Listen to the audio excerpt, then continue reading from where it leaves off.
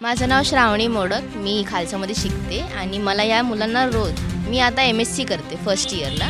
मी या मुलांना रोज इकडे लाईटीच्या उजेडाखाली बसून अभ्यास करावा लागतो आम्हाला, मच्छरमध्ये. ते पण माझं इथेच होतं घर, पण त्यांनी तोडलं आता. मग आम्हाला इकडे बसून करावा लागतो. पहिले आम्ही घरी लाईटीच्या खाली करायचो, पण आता ह्या उजेडाखाली करावा लागतो. मुलांना चष्मा लागायला पण होईल असं, पण बिचारी करतायत, काय करणार. शाळाचा अभ्यास तर सोडून चालणार नाही आपल्याला, म्हणून त्या करावं लागतं त्यांना.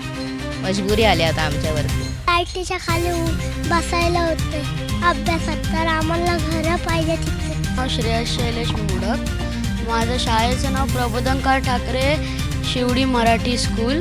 माझ्या शाळेत जरा मला जायला भेटत नाही आहे, कारण की या घर तुटल्यामुळे इथंच राहावं लागतं आणि एकटा अभ्यास पण होत नाही आणि शाळेत शिकवतात पण आम्हाला लक्ष देता येत नाही आणि या लाईटीखाली अभ्यास करावा लागतो आणि खूप मच्छर जातो इथं बसून.